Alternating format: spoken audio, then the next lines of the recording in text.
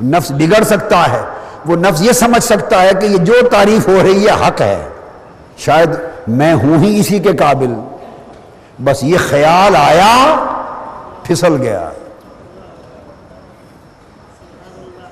کہ میں حقدار ہوں تعریف کا، بس نفس کے یہ خیال آیا، بربادی ہو گئی۔ تو تعریف تو خطرناک ہے، مدح یہ تو خطرناک ہے۔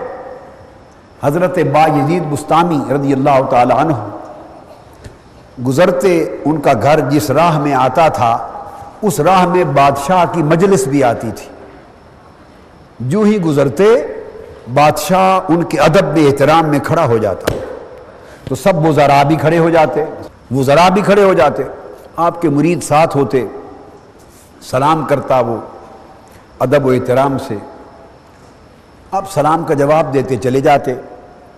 ایک دن ایسے ہوا کہ بادشاہ کھڑا ہو گیا، وزراء کھڑے ہو گئے، پورا دربار کھڑا ہو گیا، تو آپ نے اس بادشاہ کی طرف منہ کر کے تھوک دیا،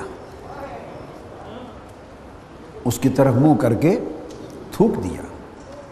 مریدوں کو بات سمجھ نہیں آئی، پریشان ہوئے، آگے پہنچے تو جا کے پوچھا حضرت آج جو عمل آپ کا دیکھا، آپ کے اخلاق حسنہ ہیں، مکارم اخلاق۔ صوفیاء کی علامت یہ ہے اگر حضور کی امت میں آقا علیہ السلام کے اخلاق حسنہ کا نمونہ دیکھنا ہو تو وہ صوفی ہوتا ہے، وہ اولیاء اور صوفیاء ہے۔ آقا علیہ السلام کے اخلاق حسنہ کی سب سے بڑی خیرات حضور کی امت کے اہل تصوف کو، صوفیاء اور اولیاء کو ملی، یہی ولایت ہے، یہی تصوف ہے۔ تو آپ کے تو اخلاق حسنہ ہیں، وہ عزت و تکریم میں کھڑے ہوتے تھے، آپ سلام کا جواب دیتے تھے، آج ان کی طرف منہ کر کے آپ نے تھوک دیا۔ جب آپ نے تھوکا تو بادشاہ بڑبڑانے لگا، برا بھلا کہنے لگا، یہ کیا ہے، یہ کوئی اخلاق ہے، یہ کوئی شرافت ہے، یہ انسانیت ہے، ایسی باتیں کرنے لگا۔ خود بھی بیٹھ گیا، سارے وزراء بھی بیٹھ گئے اور ان کے ماتھوں پہ بال آ گئے، اور آپس میں آہستہ آہستہ برا بھلا کہنے لگے کہ یہ عجیب قسم کا آدمی۔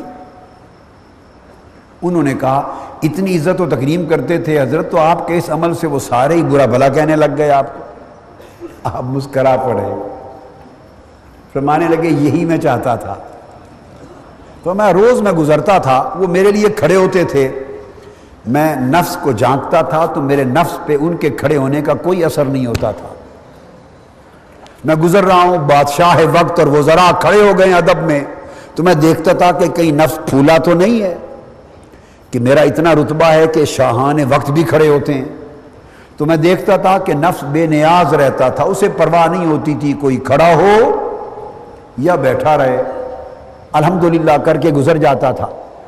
آج میں نے دیکھا کہ جب وہ پورا دربار کھڑا ہوا تو میرے نفس میں تھوڑی ہلچل ہوئی، تھوڑا سا نفس ہلا، اور اس کے اندر یہ خیال آیا کہ بایزید تیرا اللہ نے تجھ پر اتنا کرم کیا ہے کہ شاہان وقت بھی تیرے احترام میں کھڑے ہوتے ہیں۔ بس جو ہی نفس میں یہ خیال آیا، میں نے چاہا کہ اس کا علاج یہی کر دوں کہ کہیں بڑھ نہ جائے، تو میں نے اس لیے تھوکا، مجھے پتا تھا کہ تھوکوں گا تو وہ مجھے گالیاں دیں گے اور بیٹھ جائیں گے۔ جب انہوں نے برا بھلا کہا، بیٹھ گئے، میں نے نفس کو کہا کہ اب سن لیا، یہ ہے تیرا مقام۔ وہ گالیاں دے رہے ہیں، یہ ہے تیرا مقام۔ تو مجھے تو نہ بادشاہ کے کھڑے ہونے سے غرض تھی، نہ بیٹھنے سے، میں تو اپنے نفس کے حال کو درست رکھنا چاہتا تھا۔ یہ نفس بڑا شیطان ہے،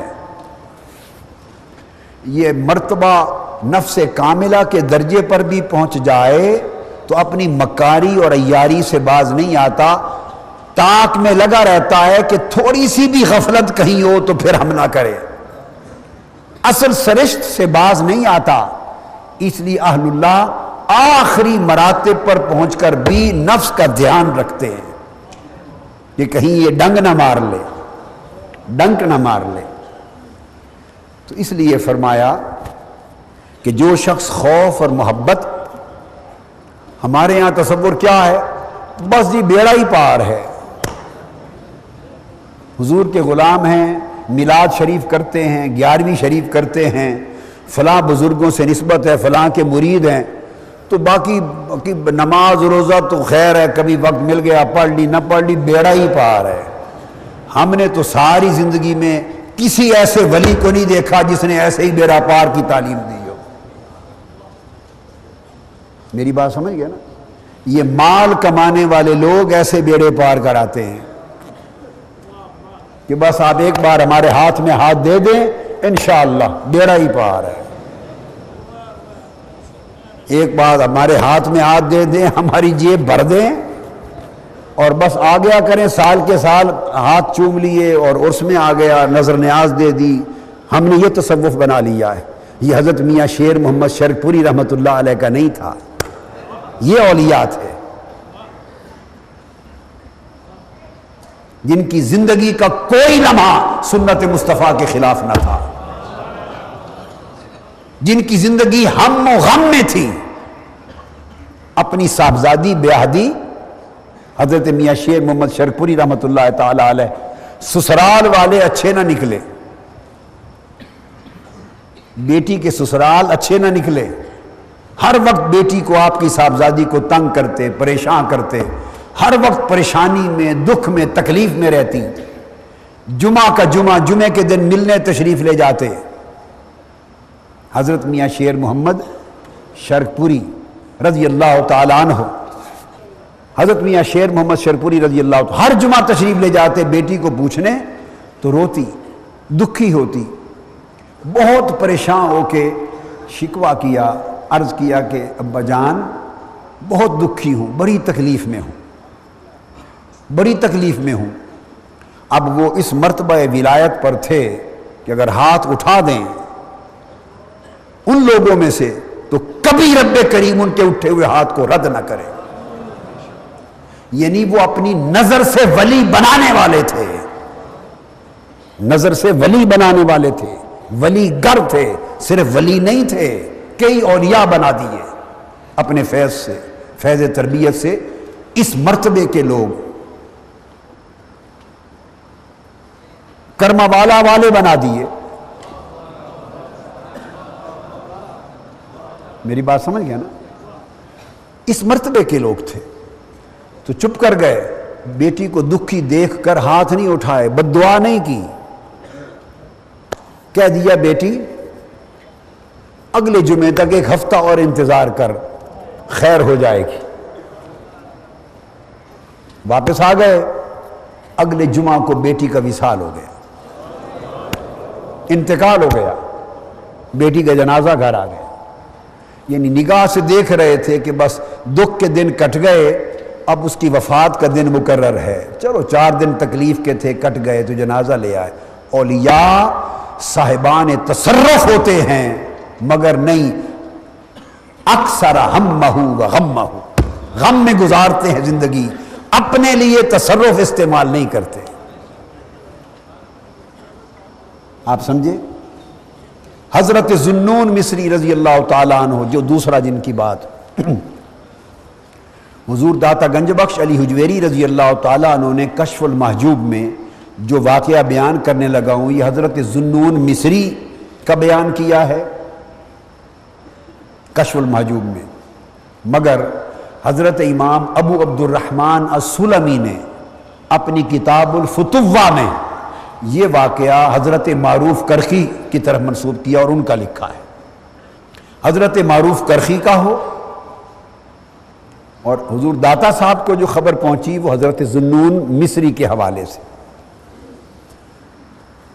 فرمایا کہ حضرت ذوالنون مصری سوار تھے، کشتی میں کہیں جا رہے تھے، ساتھ ایک مقام پر پہنچے تو کوئی نوجوانوں کی ایک جماعت آئی، وہ گانے بجانے میں مصروف تھی اور شراب پی رہے تھے